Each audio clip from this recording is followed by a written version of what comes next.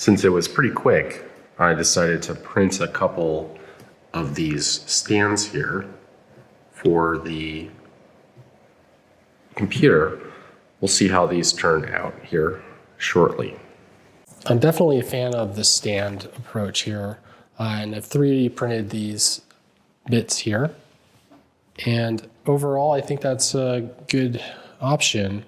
And I think I'm going to make modifications to the case so that these don't slide around, but have a divot to exist within. I got a new package today, which is warning, a lithium battery. Watch out. It's forbidden for transport aboard passenger aircraft. Whoa. So this is a used Omni 20 Plus charger. This is a beefy battery. Now I already own a beefy battery, a couple that can run laptops without issue. So this one's even cooler and more pricey. That's why I got it used, hopefully lightly used, and should be good. I got this off of B&H, which is one of the sites I'd like to use. And here it is. So this, wow, it's much smaller than I thought it was gonna be. But yeah, this can do 100 watts through the DC jack. And this is the only battery I've seen of this form factor that can do 100 watts. So my hope is that I can run this thing without issue via the DC barrel jack here and actually run this. So one of the things I really like about this is it does have a voltage display, among other things, on a small OLED window or LCD window, one of those two. So it says here that there's pass-through charging. Pass-through charging means that you input power to the OmniCharge while outputting power to your device, passing the power through the OmniCharge.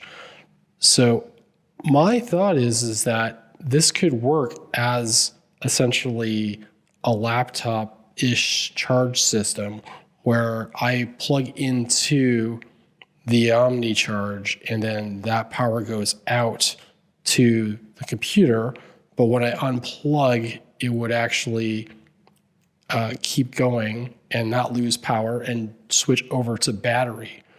And if it does that, that would be pretty amazing.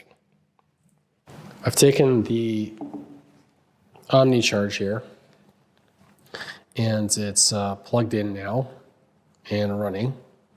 So it's plugged in via AC there, and we're pulling in 6 watts because this is the USB-C for the computer is actually running.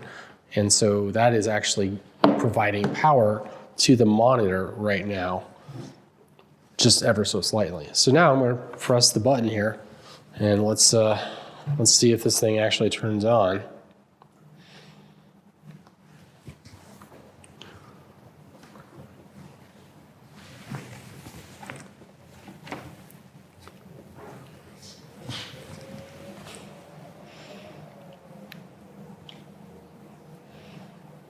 All right. Getting 48 watts through. And I believe that by using the AC, it's using the pass-through here.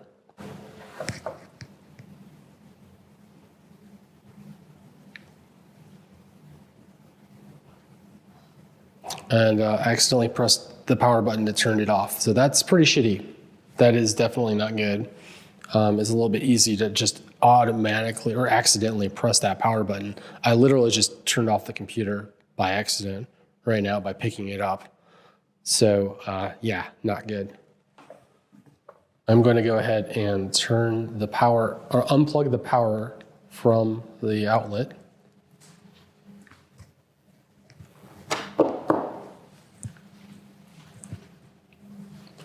And now we're on battery power.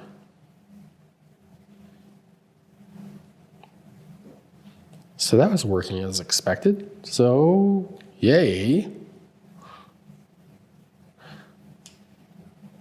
Next step, stress test it.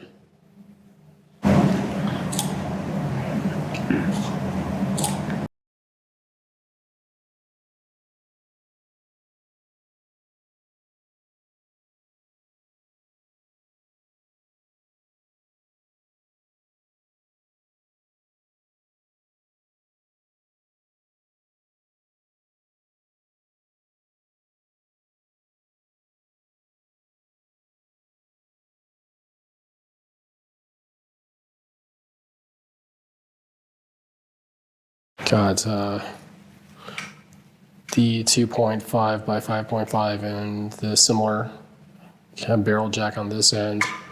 Using a couple Wago connectors here to make sure they're on there. And let's just test our continuity, make sure everything is what we think it should be. So, and on the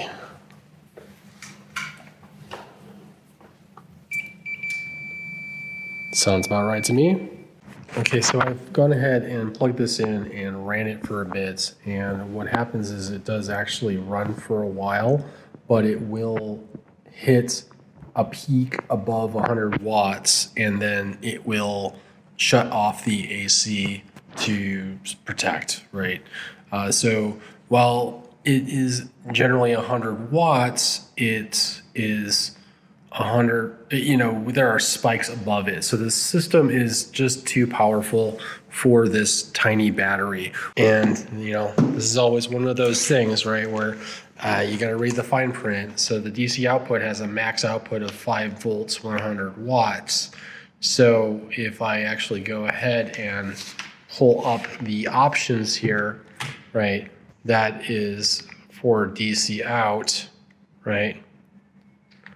My options are 12 volt 5 amps, 16.5 volt 5 amps, 15 volt 5 amps, or 20 volt 5 amps. So since I'm running at 12 volts, not 20, I can only get 60 watts out of this. So it's effectively identical to my existing USB-C power bank, which outputs 60 watts. And so while this is a very nice power bank, it actually does very little for me, which is a real bummer. I would have loved to find more uses for this. I don't know. I'm probably going to just Craigslist it, to be honest, or eBay it at this point. I can't return it because I bought it used. So, buyer beware and all that. Okay, so what did I learn today? Well, I learned that there's nothing in this class of battery pack that will feed 100 watts. And more specifically, 100 watts is not how much I need. I need a ceiling of 150 watts. This is a 150 watt DC to DC PSU inside here, the ATX PSU. That's what I need to have in order to get this thing to run consistently. So since there's nothing in this class of power bank, I probably need to go up in size or devise something myself, which may be the direction I go in. We'll see. All right. Well, that's it for now. Thanks for watching.